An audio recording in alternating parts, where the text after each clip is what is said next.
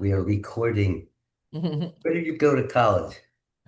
Oh, where did I go to college? Well, I went to undergrad at Wesleyan University and I went to film school at Columbia. Columbia. Okay. Hmm. That's grad school then, right? Yeah, grad school, grad school. I went to Temple, which was a doc school. Yeah. Yeah, yeah. We actually once recorded, we used to have the best jazz radio station until they decided to throw away we were syndicated, just like WBGO and Hmm.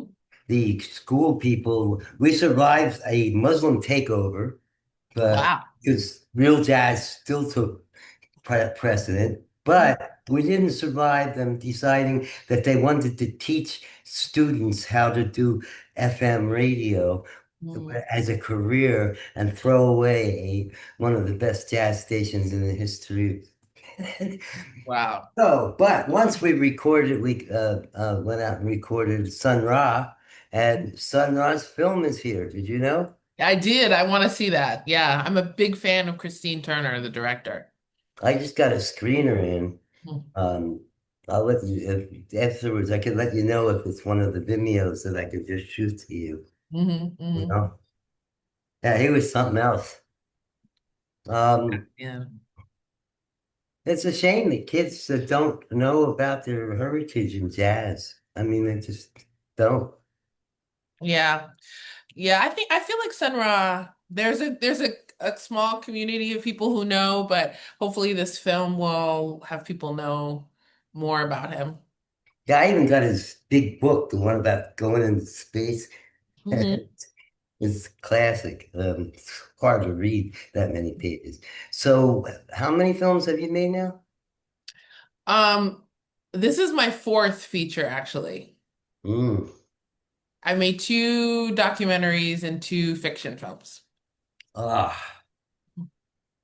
That's pretty cool. So, and where they run the films, the doc. Yeah, the doc, I made a doc called Asexual. That was my first film. That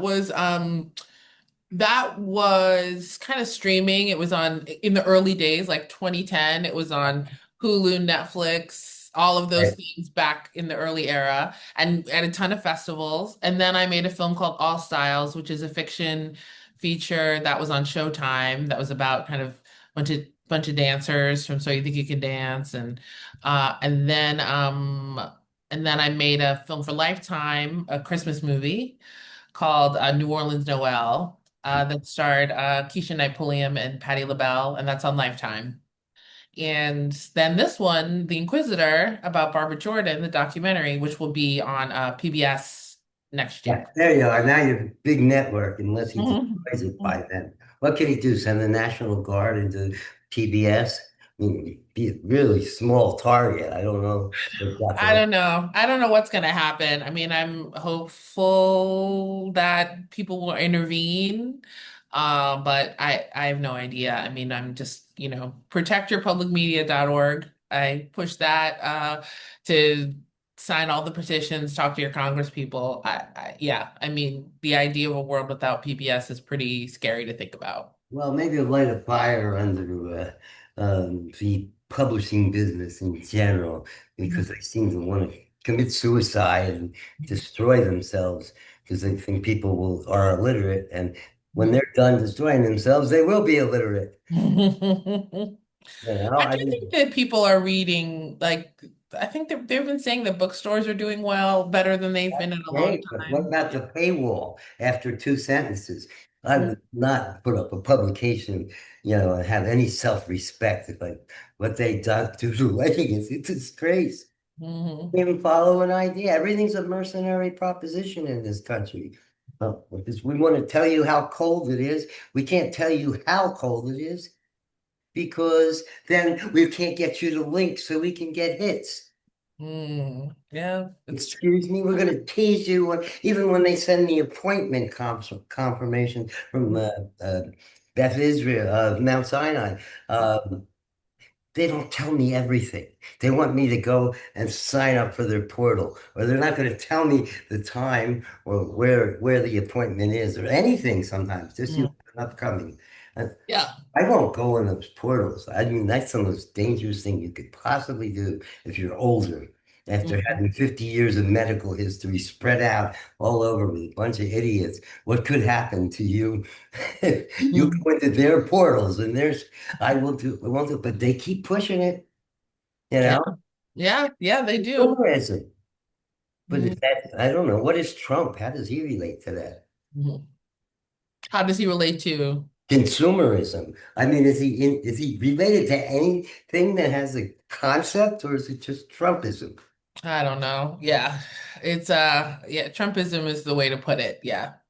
It's his own ideology. I'd like to see what Barbara Jordan would have to say. She'd give him a little, you know, I mean, we could use Barbara right now in terms of just somebody who can tell it like it is and can, have sort of a debate that is, an intellectual debate and remind people what the Constitution is about, remind people what we say this country is about. She would be in there. She'd be getting her hands dirty for sure.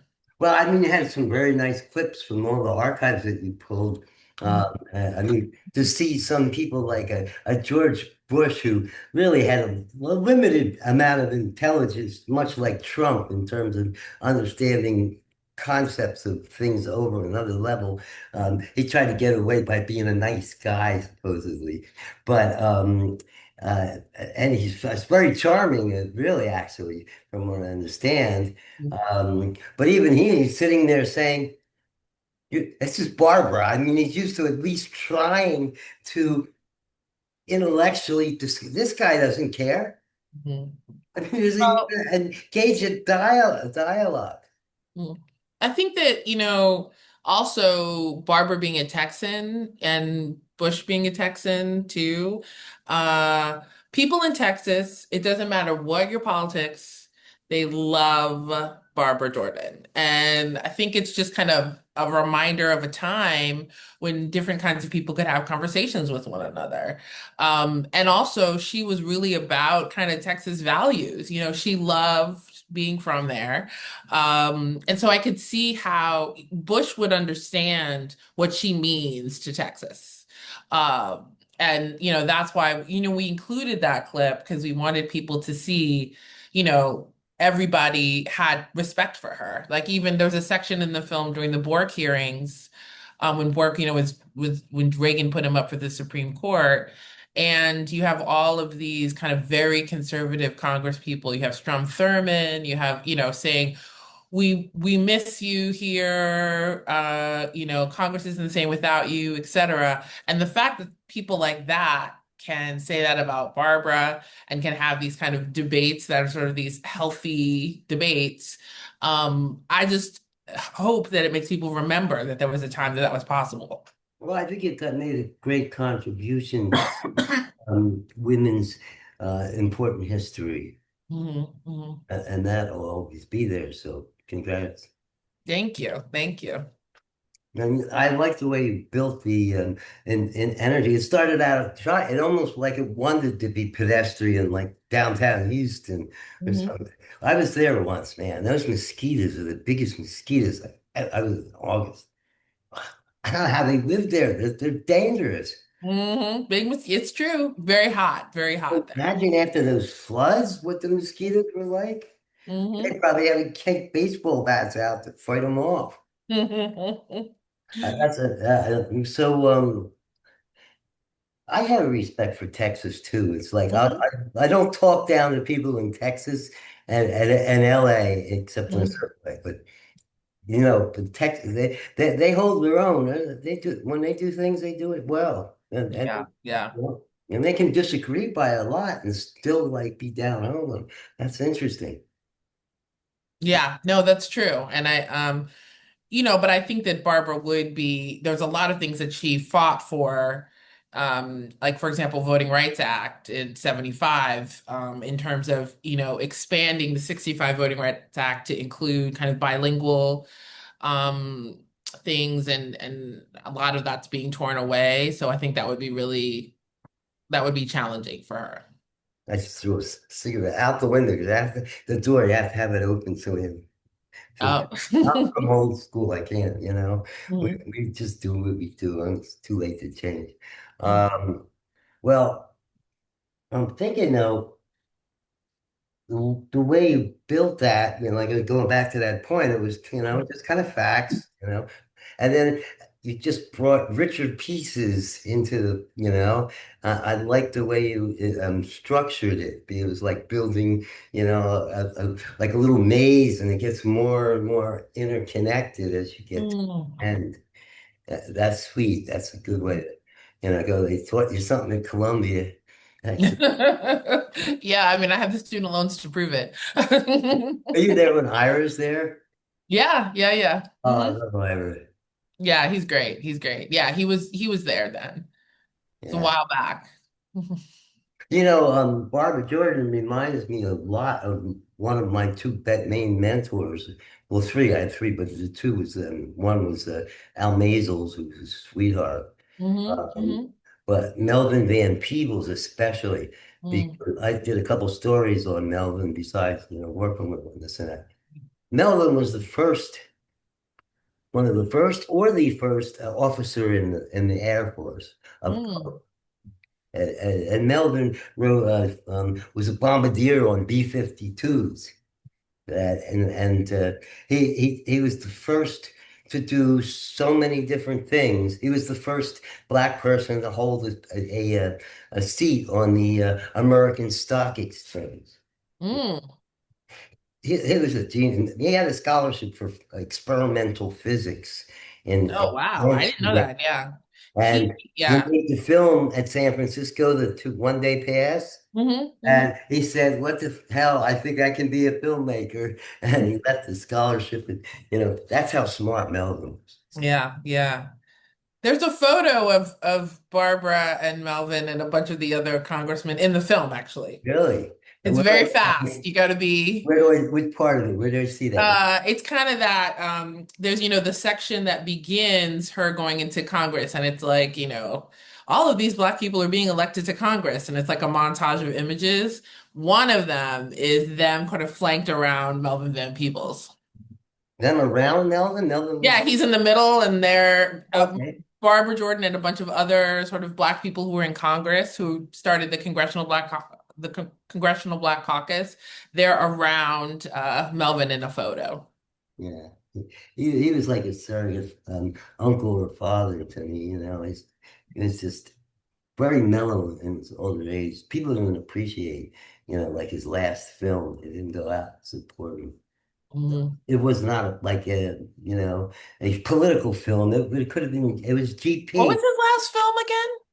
Um, let's see. Even he couldn't remember all it did. He never changed the title of his things. It was Confessions of an Ex-Doofus.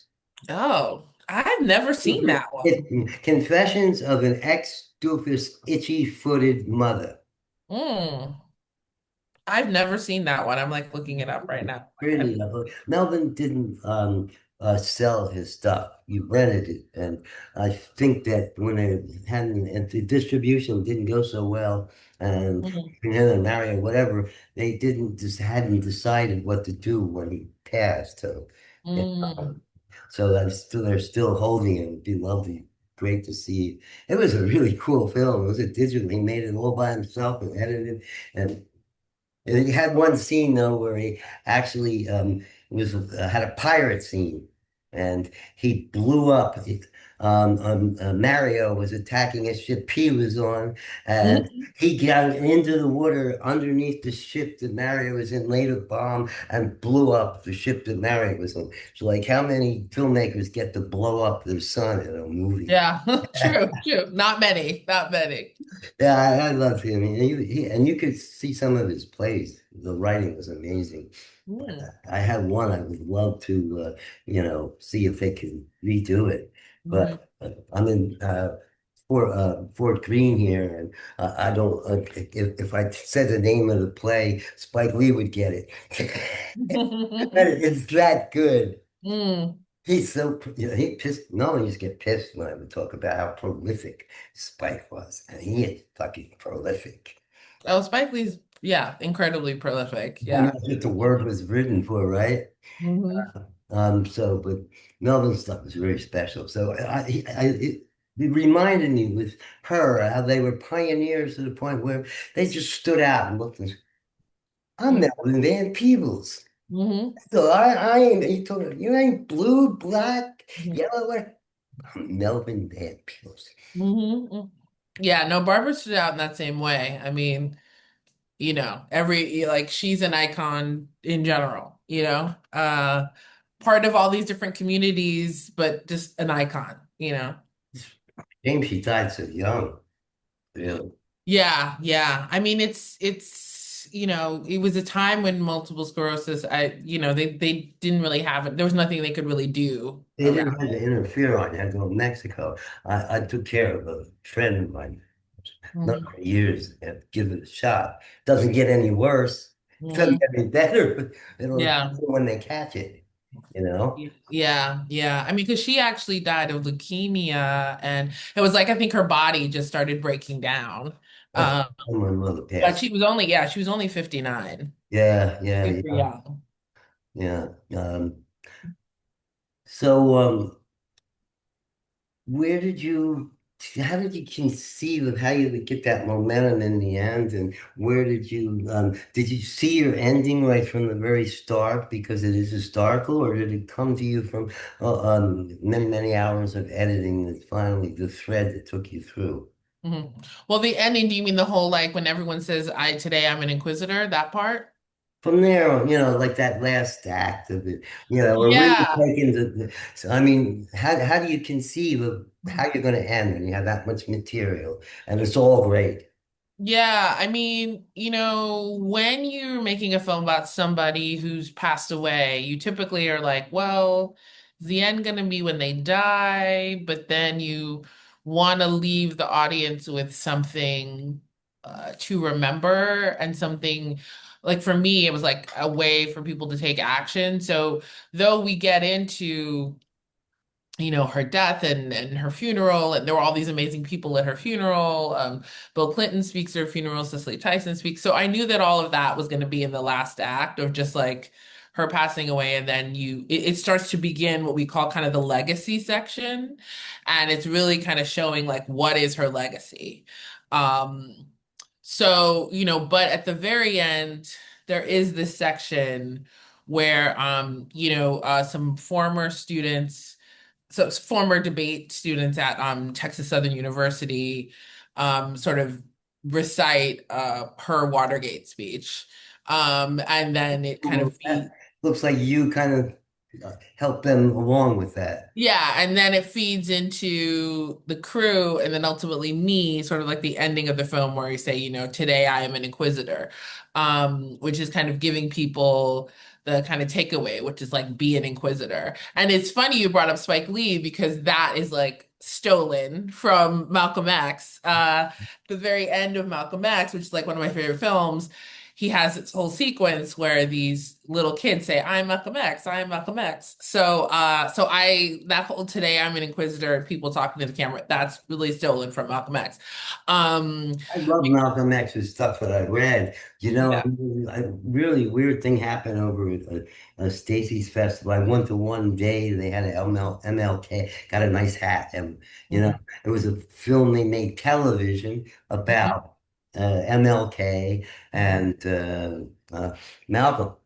Mhm. And Mhm. Mhm. they showed him like picking up the milk and talking about having aspiration. I mean, I was like, what did you do? Have AI write this thing? I was like maybe one of the three white people in this packed place, and everybody Mhm. was being, I kept saying, this is offensive. How they're presenting. Now, I walked out. I couldn't, I just, but they got an award for it. The MLK was a little cleaner, but. Yeah, yeah. I could saw a better story about MLK in this book, film I saw recently about the library. It was one I Mm-hmm. think around on PBS. Mm-hmm.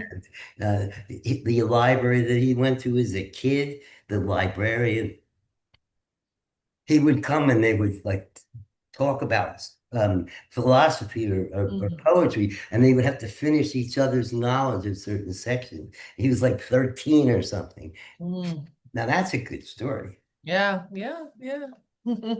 That's not television. No, you're in Fort Greene right now? Yeah. Mm. I used to live in Fort Greene Yeah, for a long time. nice place. I have to keep my aspirations low, knowing I probably won't be the best writer in the borough ever. Mm. Colson lives here. Oh yeah, he does. Yeah, it's true. I read his, what do you call it? John Henry. If you, John Henry Days. I read that too. Yeah. if if you could latch on to that, you should check. Hmm. That is very makeable movie, I think. Hmm. Because he's got the down approach with the journalist. It's just a person, but then there's that big story that's a mystery, and then the whole ridiculous way that people get all hyped up, and we have hype machines and all that, and that's a very nice book. Yeah, I haven't read it in a long time, but I remember liking it. I've read his early stuff. That and I think it's the Intuitionist, his first one. Yeah. Hmm. Mhm. Yeah, I mean, I think he's like up there with like John Barth and those guys. I mean, you don't see people writing that much like that anymore. I don't know what Mhm. Yeah. they've digested it down into making a franchise or getting it done quickly or Mhm. something short. I don't know, but no, books aren't going to go away. What are you working on next? I'm working on a fiction film. It's about an old couple who are a couple of their 70s who are trying to keep the romance alive. So that's kind of the next thing that I'm sort of shopping around and trying to get money for. Yeah, is that what he spends $10,000 for the rarest Chinese ginseng root, that kind Mhm. of stuff? Wait, what's one more time? Yeah, and he's like, yeah, I was just suggesting he Mhm. goes and spends $10,000 on the rarest Chinese ginseng root. Oh. Okay? Because there is it's like wine there if you get into. Oh yeah, okay. It's called the Okay. man root ginseng. Okay. It helps actually for overall body health, but Yeah, yeah. Okay. according to the Chinese, to keep those things going, and they swear by their ginseng, and they buy all the ginseng we make here. Mhm. Yeah. No, that's true. That's true. I can share you my spam routine and all the people who are trying to sell me all these ways to advance my sex life. I figured if everything if it was the worst, I would, I'd just pull out the spam routine and just see what the stand-up would be. Yeah. We saw the Andy Kaufman documentary here. Oh, I want to see that. Yeah. It got really kind of like deep into his psyche, you know. Mm, There was that must another be. one that was made, had a lot of the same stuff just 6 months ago, but it didn't go deep like that. It was called Thank You Very Much. I think they both were pretty good films. Mhm. I So, know. He's an endlessly fascinating person. Thusly, there's so many films made about him. well, at the same time, within the same sale period, that's a little, you know. Yeah, that's a lot, but yeah. Yeah, I should tell you, very unique in that I wrote a story called Donald and the Devil in 2016, parody. And I gave Donald a lot of good lines, I had pictures of the devil and all that. A lot of people all over the world thought it was funny, but it was way below the radar. So Mhm. I've been preparing Donald and the Devil Part 2 for 4 years, and now Mhm. I have, instead of 300 references, 17,000. Oh. So as much as I hate the guy, and I think he's an idiot and he's embarrassing us, and I Hmm. think he's Yeah. endangering us really badly, okay? Nothing bothers me because I say, there's another line for Donald and the Devil Part 2. And it's still working. I have not got overly pissed off yet Hmm. in this whole time because there's some more. It's like, Hmm. that's Yeah. terrible. Is that fiddling when you burn? Is that what? Sorry? Fiddling while Rome burns or something. Oh yeah, yeah. I can't even. It's a tough time. It's a really tough time. So you going between um, uh, feature narratives and feature docs. Not Hmm. many people can do that. You know, it's what's the trick, do you think? Well, I mean, the hardest thing about it, I would say, is that it's every time you make a film, it's like you never made a film before. It's like a weird thing. But part of why I mean, I moved to New Orleans to be able to kind of live kind of a quieter life and to have lower overhead, to just be able to, Are you living there now? yeah, I live in New Oh, Orleans now. nice. So, I mean, I just take it one project at a time, and each film sort of has moved along in different ways. So it'll be interesting to see what it'll be like to raise money for a fiction movie in this sort of climate. I mean, I don't rule, I love documentaries. I kind of go back and forth, so maybe I'll do a doc. I don't know, but I I don't know. just It might be better for because documentaries, everybody could seem to define all the way they pay for it and who's going to pay, and that all looks very uncertain as far as what the numbers are. But you know, Mhm. it's a pot shot. Anytime you do a narrative film with an indie budget, right? Yeah, yeah. Yeah, but you can make like, very low budget fiction films if you kind of write to a very simple, like writing to making something as sort of as simple as possible, which I've tried to do with this last script in terms of not a lot of locations, not a lot of people. You still need money, but you know. Yeah, the Nissan saying tells it. I mean, I've seen about 7 or 8 people in the last couple years that have pulled it off.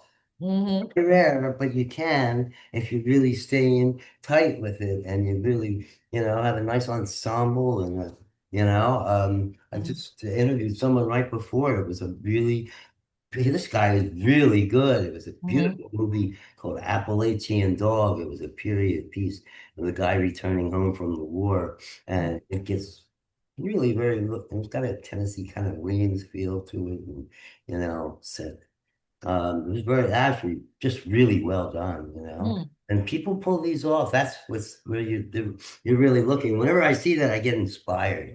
Hmm. Yeah, yeah. So when you get further in, we haven't got yet to do too many stories of the making of while they're making it, and Mhm. um, let me know. I'd love to shoot one. And I think your set would be great. Yeah, yeah, absolutely. Yeah, yeah, for Read your sure. script or something on a good proofreader. Oh, good to know. Oh, good, good. Yeah.